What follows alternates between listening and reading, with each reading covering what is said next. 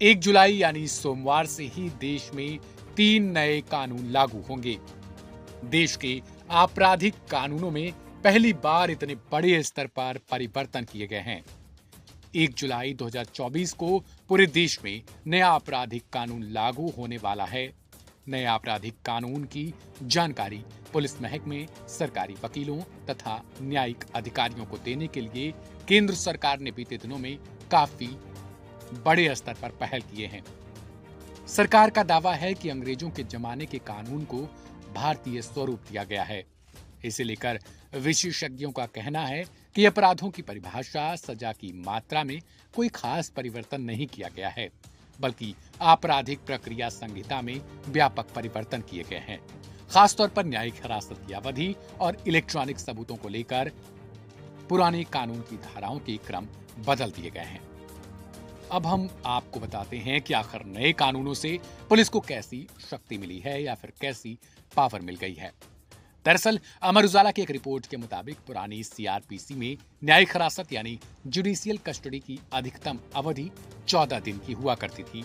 इसके खत्म हो जाने के बाद अपराधी को कोर्ट में पेश करना पड़ता था, लेकिन अब 90 दिनों तक किसी को भी न्यायिक हिरासत में रखने का अधिकार मिल जाएगा। आरोपी की बार बार कोर्ट में पेशी के दायित्व से भी पुलिस मुक्त हो सकती है। हालांकि पुलिस के लिए भी एक सिरदर्द हो गया कि पुलिस को जांच के 90 दिनों के भीतर पीड़िता या पीड़ित को उसकी शिकायत पर प्रगति की रिपोर्ट देनी होगी। पुलिस को बहुत ज्यादा अधिकार दिए गए हैं। हालांकि इसमें डिजिटाइजेशन पर भी जोर दिया गया है, क्योंकि देश विदेश में दिन पर दिन तमाम तरीके से डिजिटल युग आ चुके हैं। दिन पर दिन डिजिटल सूचनाएं तेजी से बढ़ रही हैं और इसी के माध्यम से अपराधी भी अब डिजिटल हो चुके हैं। इसलिए सीआरपीसी में सबसे ज्यादा तब्दीली इलेक्ट्रॉनिक सबूतों को लेकर किया गया है। इनमें CCTV cameras, video, social media पर पोस्ट, निजी चैटिंग आदि को सबूतों में शामिल करना आपराधिक कानून को और ज्यादा सुदृढ़ करेगा। इससे पुलिस के अलावा न्यायिक अधिकारियों को भी इसके लिए प्रशिक्षण की जरूरत होगी। इसके साथ ही आम जनता के लिए सहूलियत भी इसमें दे दी गई है। जैसे आप 0 एफआईआर देश के किसी भी हिस्से में किसी भी कोने से करवा सकते हैं।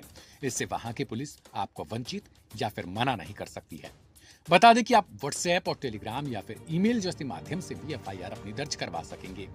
बता दें कि 1 जुलाई से भारतीय दंड संहिता यानी आईपीसी की जगह भारतीय न्याय संहिता यानी बीएनएस, दंड प्रक्रिया संहिता यानी सीआरपीसी की जगह भारतीय नागरिक सुरक्षा संहिता यानी बीएनएसएस और भारतीय साक्ष्य अधिनियम यानी आईई, इंडियन एविडेंस एक्ट की जगह भारतीय साक्ष्य नियम यानी बीएसए ले लेंगे।